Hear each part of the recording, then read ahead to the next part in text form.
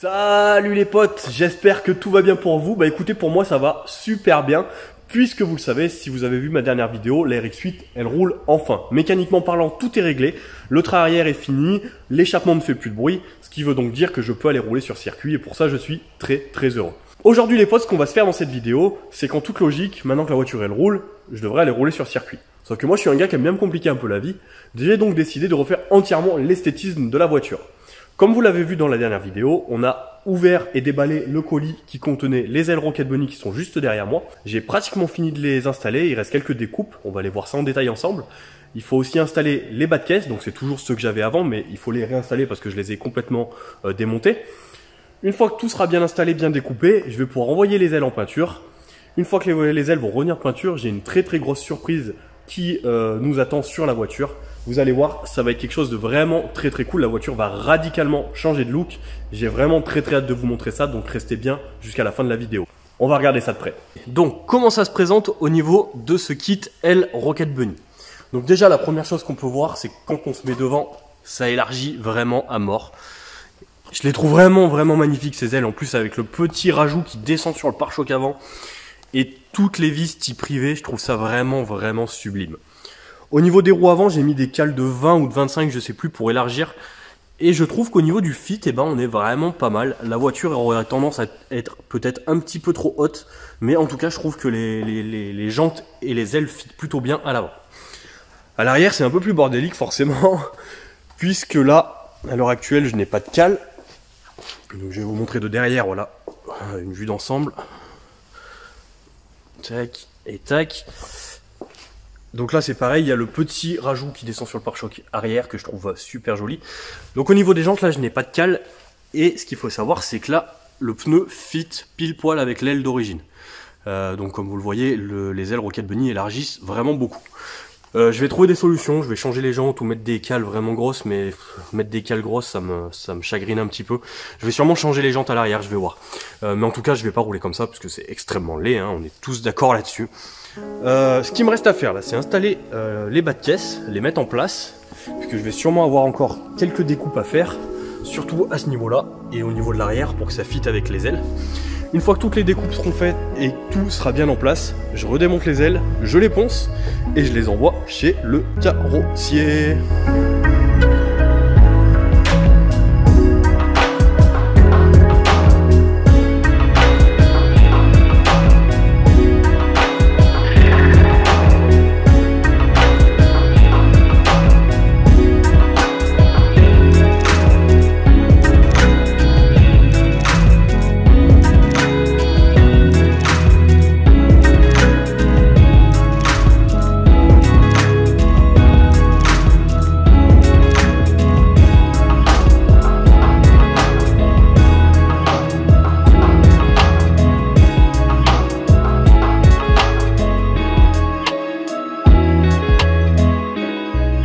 J'ai terminé de démonter les ailes.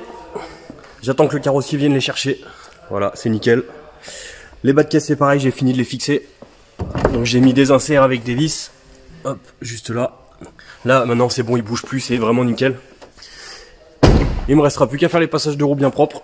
Le temps que le carrossier peigne les rajouts d'ailes. Donc là en gros je vais découper. Et je vais venir souder directement en haut pour éviter que la fumée rentre dans l'habitacle. Et puis ben ça sera nickel hein. Au boulot. J'ai terminé le passage de roue de ce côté. Voilà, c'est nickel, je suis bien content. Comme ça, dès que les ailes vont revenir, eh ben, je vais pouvoir les remonter direct sans attendre. Faut que je fasse de l'autre côté. Mais là, je viens de recevoir encore un tout nouveau colis. Je vous pose là, on va le déballer ensemble. Hop. Celui-là aussi, ça faisait un moment que je l'attendais. Ça fait grave plaisir de l'avoir reçu. Le petit aileron Ducktail. Putain, celui-là, je suis grave content de l'avoir reçu. Hop, il va venir juste là. Tac et tac. Et waouh, c'est bijou quoi. Ah, franchement, c'est une tuerie. Ça lui va trop bien cette caisse. Quand les ailes vont revenir avec ça là, oh, c'est magnifique. Ah, je suis trop content d'avoir reçu cet aileron. Franchement. Bon allez, on va finir l'aile de ce côté, bien propre. Puis comme ça, dès que les ailes en fibre viennent de peinture, on va pouvoir remonter tout ça et ça va être un bijou. Je vais vous expliquer comment on refait un passage de roue et surtout pour quelles raisons on le fait. Donc là, comme vous le savez, il va y avoir le rajout d'aile ici. Il y a les petits inserts qui vont bien pour le fixer.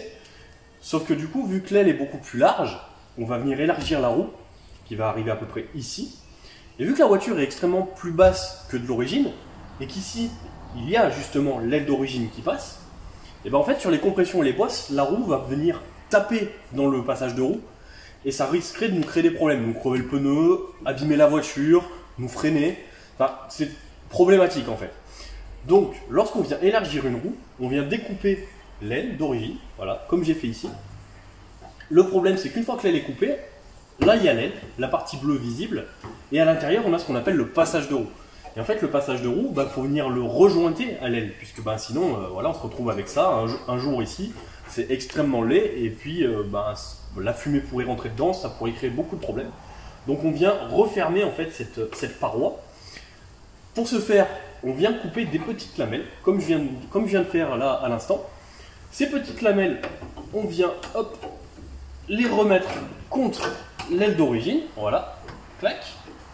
Et ensuite, là, on va venir souder tout du long les petites lamelles à l'aile d'origine. Ce qui fait que du coup, le passage de roue est vachement plus haut. Et maintenant, si la roue, on a des rebonds, des compressions et autres bosses sur la piste, et elle ne viendra plus taper dans le passage de roue. Et ça, c'est parfait. Donc là, les lamelles sont faites. J'ai poncé un petit peu pour faire apparaître la tôle. J'ai plus qu'à souder. C'est une opération un peu délicate puisque la tôle est fine. Je suis pas du tout bon soudeur et qu'en plus de ça, mon poste à souder est très amateur. Je l'ai fait de l'autre côté, ça s'est plutôt bien passé. Faut juste prendre son temps. C'est ce qu'on va faire maintenant.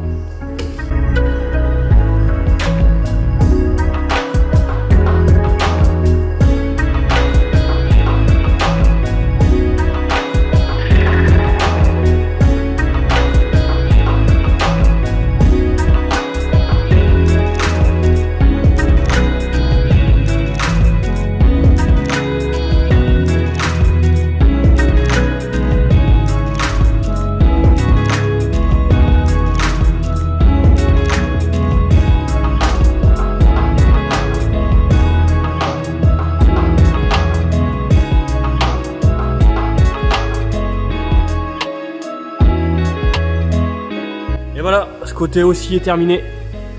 J'ai mis un petit coup de bombe de peinture noire histoire que les soudures ne rouillent pas. Et voilà, ça fait pas mal propre. Au moins la fumée ne peut plus rentrer. Et puis surtout, la roue a beaucoup plus de place dans son passage de roue. En cas de compression et tout ça, il n'y aura plus aucun problème. Plus qu'à attendre que les ailes reviennent du carrossier. Puis niveau carrosserie, je pense qu'on sera vraiment pas mal là. Voilà, on a récupéré les ailes de chez le carrossier. Ce bleu, il est vraiment trop beau. Il y a les petits rajouts qui sont là au fond. C'est nickel. Donc là on va vite laver la voiture parce que là franchement c'est dégueulasse. Je vais remonter les ailes dessus, on va la reposer par terre et j'ai vraiment hâte de la voir avec les nouvelles ailes peintes.